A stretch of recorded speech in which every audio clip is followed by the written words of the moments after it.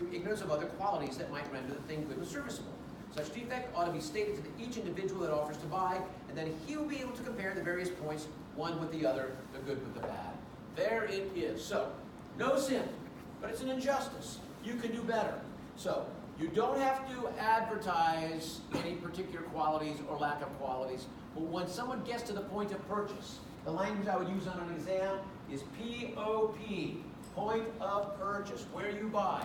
When you get to the POP, you should say something. You should say, look, this product has this defect, or this product has gluten in it, or something like that. I've noticed at Kroger now that there is a whole aisle of products that have no gluten. Haven't even noticed it at Smith stores? So rather than trying to notify you on an aisle-by-aisle basis, I think they did a smart thing. They just took all the non-gluten products and threw them all together on one aisle, which I think makes the case. All right, our last regulation here has to do with distribution or place, and it begins on page 200, please, at line 95. It would seem that it's not lawful in trading to sell a thing for a higher price than we paid for it. Now, this sounds very much like it's about pricing again, but it's not. Pricing, as you learned, was about cost and expenses.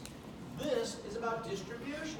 What he's saying is, it doesn't seem reasonable to most people in that epoch that a manufacturer, this is Plato's maker, Homo Faber,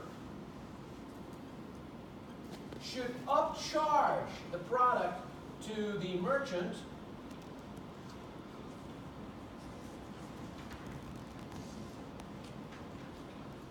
that's our wholesaler, who then does what? Upcharges to the retailer, that's Plato's shopkeeper, who then upcharges to you and I. We're the buyer, but for Plato, we are homo consumens, or homo ludens. Homo consumer, man who needs stuff. Homo ludens, man who buys stuff just to have fun. Right? Discretionary goods. So how does that work? Very simple. It costs the manufacturer, costs and expenses, $1 to make the product. They upcharge from $1 to $2.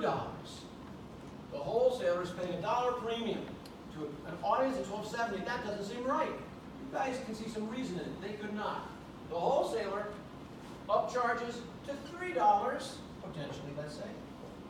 And then the retailer upcharges us to $5. And they look at that and they say, that makes no sense. And the problem with upcharging in this epoch is, anyway, you're not allowed to charge a profit. So where's the justification? The answer is work, labor. Because he's about to tell us that this is okay. You would expect the church to think, no, this couldn't possibly be okay. On page 201, please, at line 16. On the contrary, Augustine, now we're using a Jerusalem source, St. Augustine, because I've not known learning, says the greedy tradesman blasphemes over his losses. He lies, he perjures, he sounds like Aristotle. Oh, himself over the prices of his wares. These are vices of the man, not the craft, which can be exercised without these vices. Oh, so Augustine technically agrees with Plato that wholesalers and retailers are bad guys. But then he says, but that doesn't mean that wholesaling and retailing is bad. It just means sometimes you have men and women who engage in wholesaling and retailing who are bad people. Why? Because both of them are what Aristotle called homo economicus. Men and women who only want one thing. What is that? Money. That's it. That's all they want is money. So Augustine already sets the tone for Aquinas. And here's what Aquinas says. Between lines 1 and 45, and I'd like you all to go back and reread this. If you haven't read it yet, shame on you. Go back and reread this with some care. Because here's where he introduces Aristotle. And he said, well, Aristotle tells us these things. He says there's man who has household needs, and there's man who has retailer wants. So he's read the same thing you read on, well, you only need one pair of shoes. He's read this. And he says to us, Aristotle's wrong. He just says Aristotle's wrong. At line 42, he says, hence, trading considered it, on page 201, line 42. Hence, trading considered itself as a certain debasement, it's bad in some ways, attaching thereto insofar as by its very nature, it doesn't imply a virtuous or necessary end. Nevertheless, anyway, he says, gain, which is the end of trading, though not implying by its nature anything virtuous or necessary, does not in itself connote anything sinful or contrary to virtue. Wherefore nothing prevents gain from being directed to some necessary or even virtuous end, and thus trading becomes lawful. Now you could read that and just say a bunch of words, he's going to accept it. Not that simple. We already know that he's told us that we can't make a profit. That was regulation 1, right? Just price. Do you know what he just did? I said, just be patient with me and you'll see he does something good for everybody else. Here's how it's going to work. You can make more money than just for the labor of your product. You can now make money by, look, the manufacturer gets paid for his labor, right? So he has a justification for upcharging. You guys are going to have to be able to explain this in an essay, so let's make sure you get it. He can charge for the labor of making the product. What's the justification for the wholesaler, though? Did he make the product? No. But where's the labor? Moving it. That's exactly right. So in moving the product, holding it and moving it, that's labor. Can he charge for his labor? So can he make more money? Yes. How about the retailer? He didn't make the product, and he's not moving it. So why is he getting to upcharge? He's selling it. That's exactly right. He's got someone out there selling it. So everybody gets to make some money. And why was this the most important of all the regulations? Because in Europe at that time, only about 15 to 20% of people made things. Everybody else sold things. And that means if the church had said there's a problem here, and you don't get to charge anything more than the just price, then how would people have advanced themselves and made more money? They could not have done it. So the church created a system through Aquinas that allowed people to do that. Do we understand Aquinas? Good. Let's go to Darwin. Darwin will be good. Because Darwin actually adheres to thinkers, and he's only got one critical thought for us. Let's review Darwin. I am going to make an assumption that everywhere, I realize not all my students are from the United States, I know that, but sciences are taught everywhere in the world. There are some theocratic countries, I must say, where they're not taught, like 50 or 60 countries, but in the Far East, they certainly are, and even in Africa. So I'm going to assume that everybody's had at least earth science and biology. When I was in school, you had to take chemistry minimally, and then most took physics too. That's not true anymore. Things have changed in this world. But I'm glad to say at least that I think we all have had biology. So if you have biology, you've had an introduction to Charles Darwin. Charles Darwin, of course, was a biologist. He was always susceptible to an idea that his grandfather, Erasmus Darwin, had introduced to him in England, that man was an evolutionary creature. Now, his grandfather Erasmus didn't have all the good data that a scientist would have. Scientists get to make hypotheses about things, but they don't get to draw conclusions unless there's evidence, and that evidence can be synchronized, meaning I run an experiment and I get a result. But you know what? That's not truth until you run the same experiment someplace else with the same methodology and get what? The exact same result. That's called synchronicity. We don't get that, we don't have truth. And that you can only test for what's testable. Therefore, and again, I've said this in class before, and I never mean to offend anybody. I just want to make sure you understand our thinkers. Darwin is essentially saying here, you can't test for a unicorn. Why? Because we don't have a unicorn. When you don't have a unicorn, you can't test for a unicorn. Therefore, he can't be proven falsifiable or verifiable either. By the same token, and one that broke his wife's heart because she was an extremely religious Protestant, you cannot test for God. He's neither confirmable nor disconfirmable. That being the case, there is no God. Not at least on scientific terms. That doesn't mean you can't argue for the case of God. We've done it. People have done it for years. But relative to what we really can say about absolute truth, there is no God. But what there is absolute evidence, incontrovertible evidence of how man came into this world. Now, every little bit of how life comes into this world, no. Lawrence Krauss has a book out right now, which is gaining considerable reputation, called A World from Nothing. And it's all about how actually black space or dark matter, which is essentially nothing, can give life to something. Remarkable stuff, but not for this class because we don't have time for it, and because I'm not Lawrence Krauss and I don't have the genius for explanation that he has. it's fairly simple. Get ready. Some of you know this already, those of you who don't. You could be enthused or disappointed. You and I have a lot in common with reptiles and spiders. Next time you see a spider in the bathtub, before you decide to kill him, think about the fact that he's born out of exactly the same substance you are. And what is that? Bacteria. That's why today, I just heard a news story about this the other day, it wasn't the first time I heard it, when women have cesarean sections and they're not born vaginally, they're not provided with the kind of antibodies that women naturally have. And so when they're delivered by C-section, the doctors and nurses now will take a swab of the mother's bacteria and wipe it all over the baby. Some of you may have heard this already. Just wipe it all over the baby. It's just necessary. Why? Because that's what we are, guys. We are bacteria with, I have to say, in most cases, a more pleasing external form. In most cases. That bacteria was discovered on what we now know is called the Burgess shale. And over time, that bacteria reformed itself through cell division, cell division, cell division, cell division, cell division, which changes form, changes shape, changes organic chemistry. You guys have had organic chemistry, what I'm talking about. So Darwin posits this is a tree. And as those shapes are taking place, they start to striate into different branches, different genuses, different families.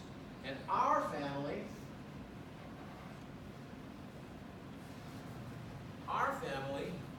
coming off of that trunk, is a family called, let's see how good you guys are, Pan.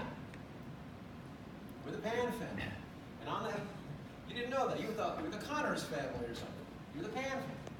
And about 7.5 million years ago, gorillas moved off of that particular branch into their own little twig, you might say. About 5 million years ago, orangutans moved off. About 2.5 million years ago, Homo sapiens, that's us. And then a couple million years ago, bonobo monkeys. And the only ones that I know that are still on there, some of you follow this, are chimpanzees. So chimps are the last group on the Pan line, which reminds us of something which is actually true, and that is that you and I are chimpanzees. There's only about a 1% difference genetically between you and me and a chimpanzee, and of course that's a considerable 1% because chimpanzees don't dress as well as we do. Outside of that, everything else is pretty much the same. Now, all of this happens through a very interesting process. It happens in great part through what's called mutation. It's a genetic issue, which his grandfather Erasmus Darwin didn't understand, but he did. And the notion of the genetic issue is very simple.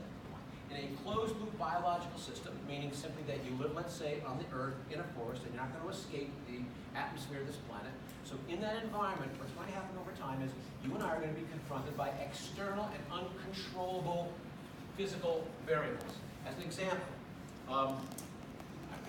let me give you the page number for this. Give me a second to dig it up.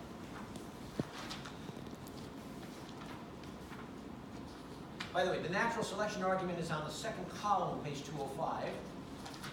And on page 206, here he is talking about these physical variables. At line 5 on page 206, we shall best understand the probable course of natural selection by taking the case of a country undergoing some slight physical change. For instance, of climate. The proportional numbers of its inhabitants will almost immediately undergo a change, and some species will probably become extinct. We may conclude from what we have seen of the intimate and complex manner in which the inhabitants of each country are bound together, that any change in the numerical proportions of the inhabitants, independently of the change of climate itself, would seriously affect the others. Now, I think I have time to show you a video that will explain that, but let me just put it in very simple terms. When the weather changes, things are going to change for animals too. For instance, you might be able to forage for food better than me. You might be tougher than me. So when there's snow covering the earth, you get to eat and I don't, and I die out. It may be because you can fight me and beat me, so you end up destroying me and you get that food anyway. You clearly have a variable, a mutated gene that allows you to pass that gene along to your progeny. Now if you pass it along to someone who doesn't have that, there's less of a chance that the family that's produced will be able to survive inclement weather. But let's say you marry a guy who's got that same mutation, there's a pretty good guarantee that your entire family of kids is going to have all that ability to fight and forage for food. And so that's going to affect the numbers in any colony. Some are going to die out, some are ultimately going to survive, and that's the way it's going to work. And the ones who survive, survive. Why? Because they fit into an environment where it really gets cold. And that's why it's called survival of the fittest. When I was a little kid, I used to think that meant the ones who survived are the guys who are strong. Got nothing to do with that. I mean, it could, but it's all about those who fit in certain environments. Now, that's what we learned from Darwin. But there's another man to think about here who we didn't put into the book because of the way he wrote his work. It would have been very difficult for us to assert it. His name was Herbert Spencer. He's the man who created the whole social Darwinistic craze, who we remember was whose favorite subject? Andrew Carnegie's. He loved the idea of social Darwinism.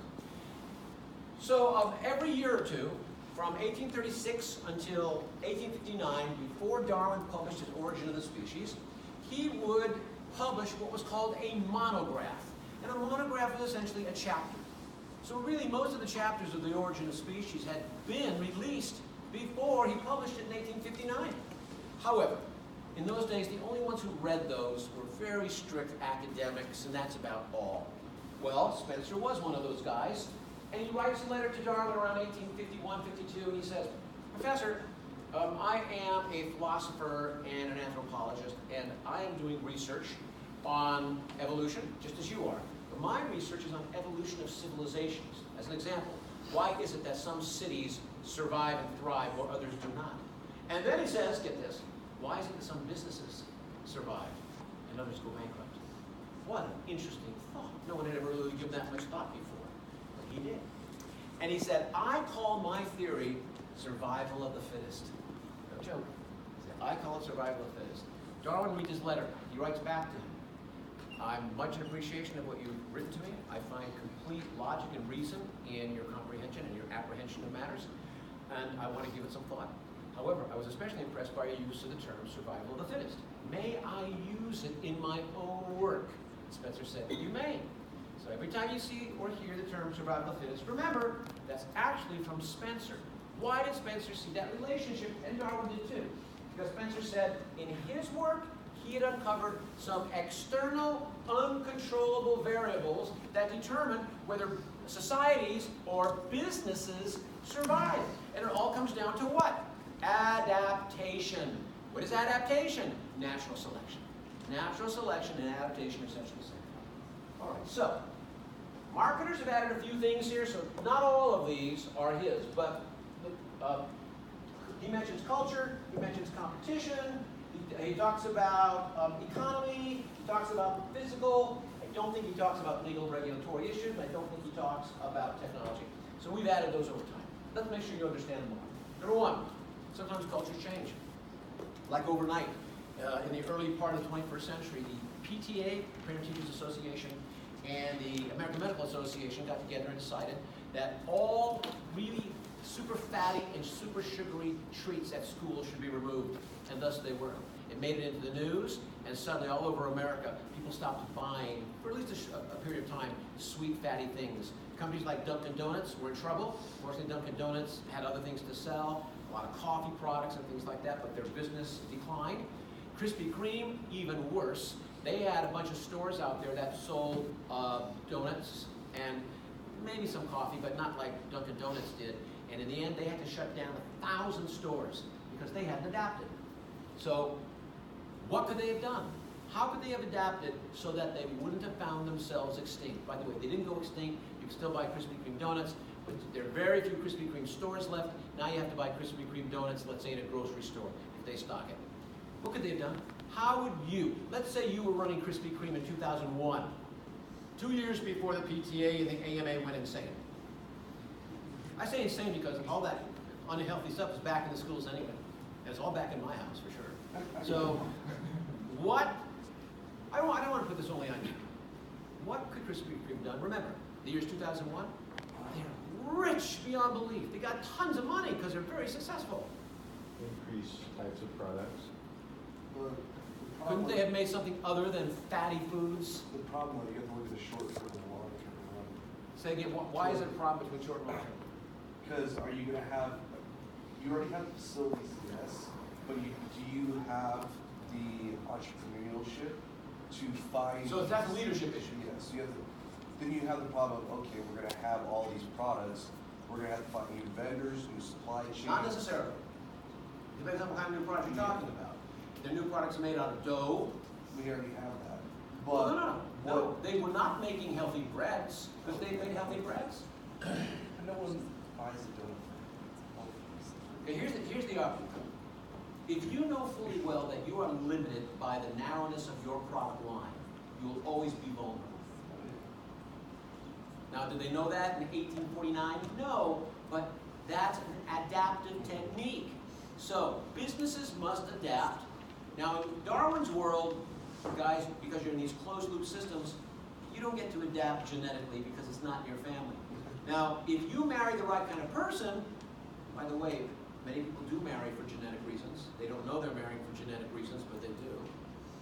So if you marry the right person with the right genes, there's a much better chance that you're going to have a variant child who can survive in certain kinds of competitive environments. But in the world of business, we don't have to work genetics. We can use our minds to make those adaptations. Was there another comment? I thought I saw that. Just along the line, which would be great, they could go the Coca-Cola route and just add artificial sweeteners with different types of donut products. I don't know how the PTA would have felt about artificial, but probably a little bit better about artificial than sugar, I suspect, but I'm not positive about that. They wouldn't have known back then. Say again? They wouldn't have known. That's possible too. They might not have known. So, but the point is, here we already know, businesses have to adapt. And that means narrow product lines. It's not a guarantee that you're going to go extinct, but it doesn't make you vulnerable. It does. Let's go to the second issue. Competition. This goes back about 10 years. Howard Schultz, president of Starbucks, is told that there is a possibility that there will be a class action suit filed against Starbucks by coffee shops all across America. Class action means that, let's say each one of you runs a coffee shop somewhere in the country. An attorney, a really nefarious, mean-spirited attorney, calls you up and she says, let's go get Starbucks. Will you guys all get together with me on this lawsuit? Let's go nail Starbucks. Well, for what? Because they're putting you guys out of business. They're engaging in predatory behavior and putting you out of business. So Howard Schultz got wind of this. He hires a research team and he says, go out and find out what's going on. Because I'm a little concerned here. Research team comes back after about a month of research and they say, don't sweat this. They'll never get this to court. Why not? He says, because as it turns out, it's true you have put about 20% of coffee shops out of business. But of the other coffee shops that are surviving, about 50% of them are doing better than you.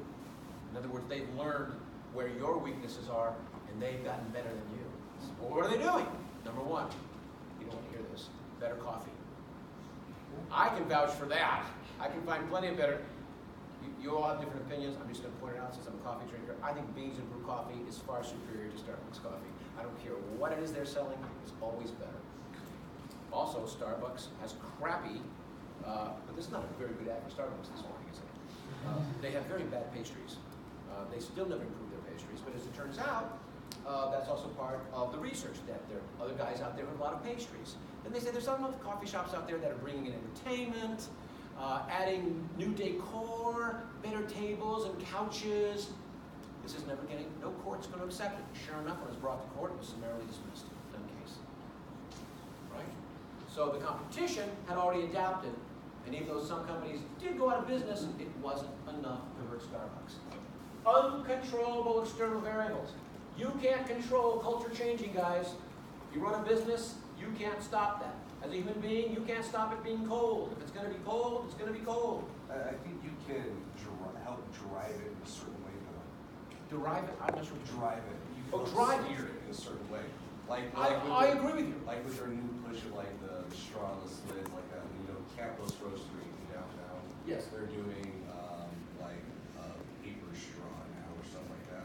I feel like you can definitely push a culture in a certain way, into a degree. Absolutely. That you can kind of pigeonhole it into a certain. Absolutely, but here's one thing you have to know. One of the reasons that's working is because there's already a cultural drive to be ecological. It's already there.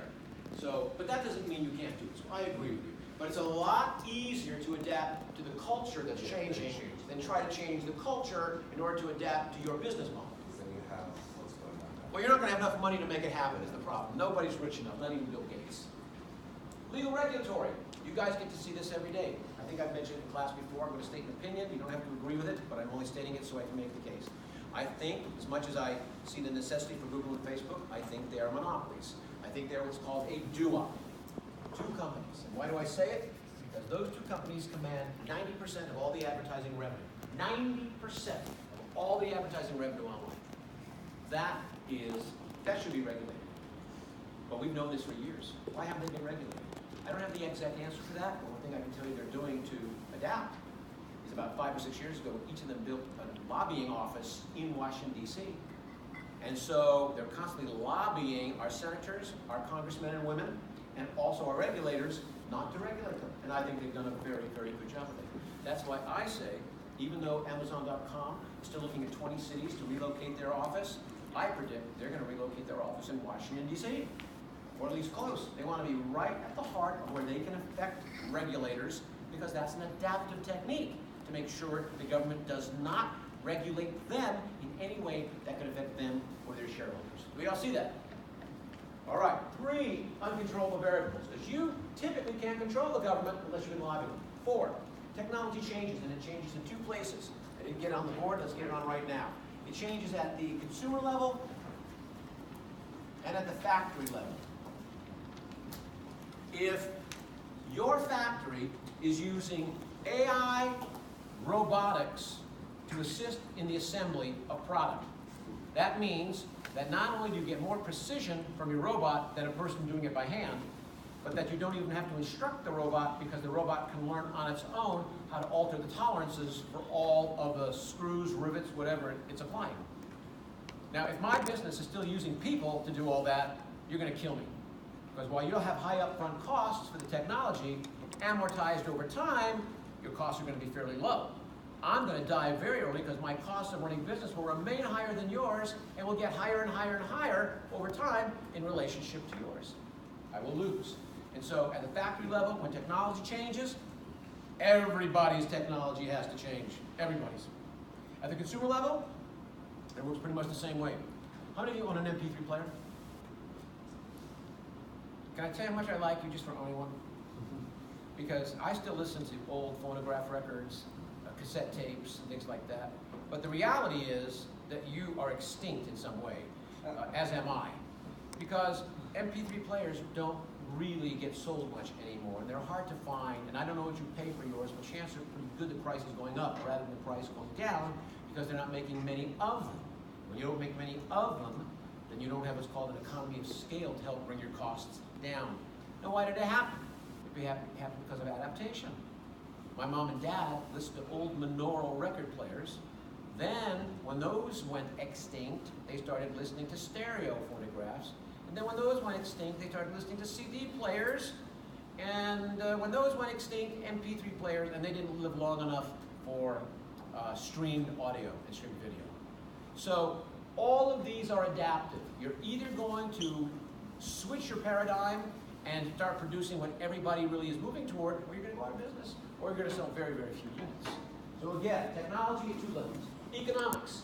Oh, I'm sorry. Then where does the question of like the whole trend of handmade goods now at small factories? There's always a place for some handmade goods, not all. And many handmade goods do not sell at a very high rate of volume. Like handcrafts do, but not, let's say, handmade furniture, things like that.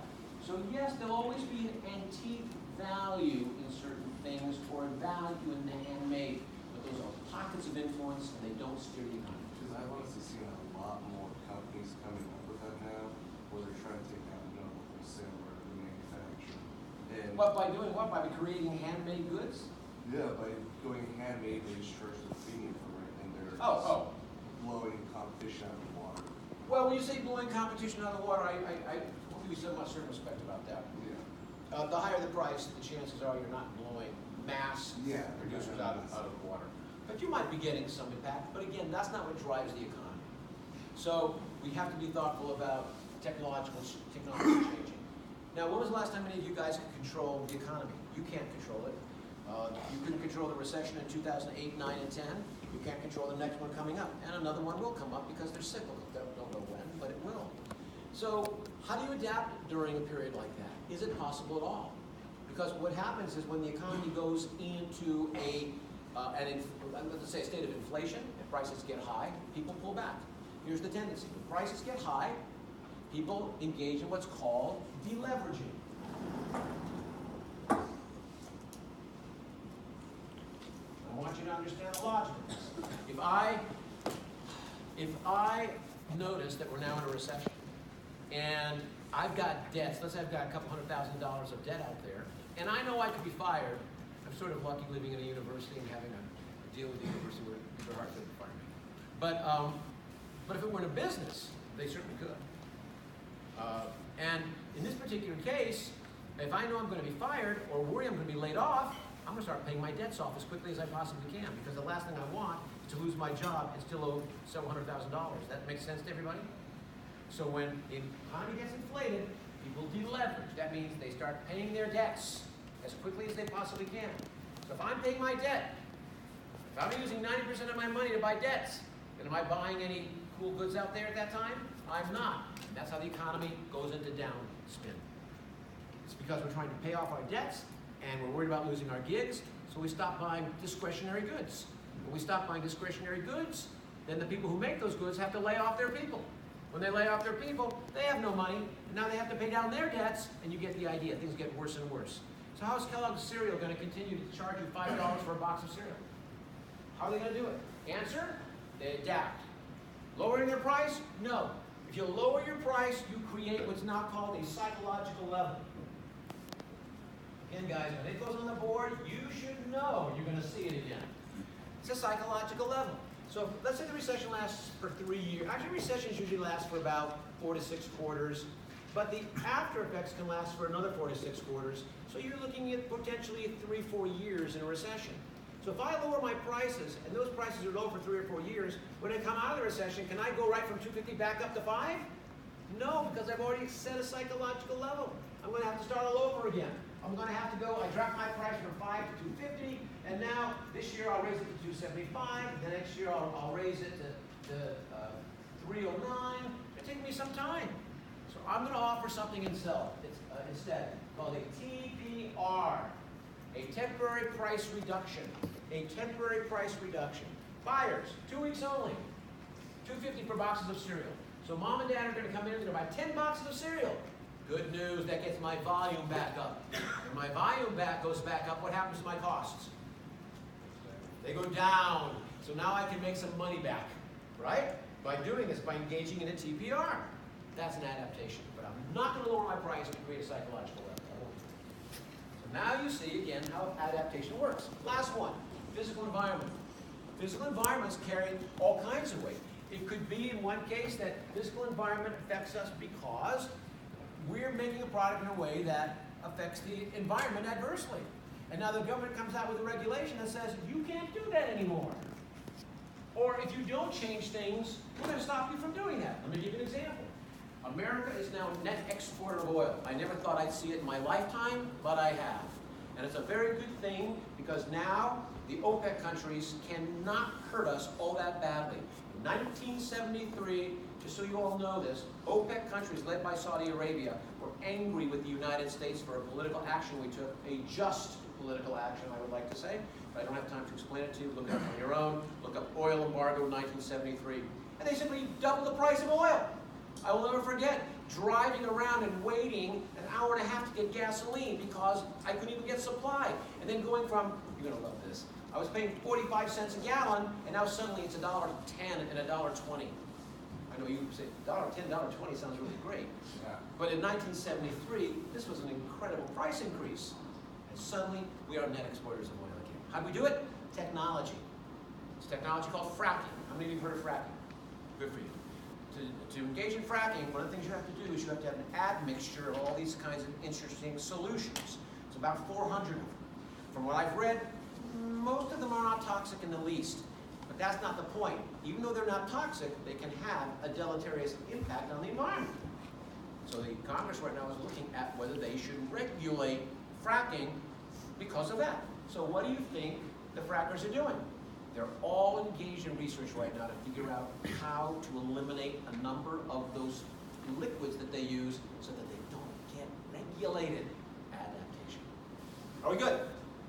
All right. Wow. All right.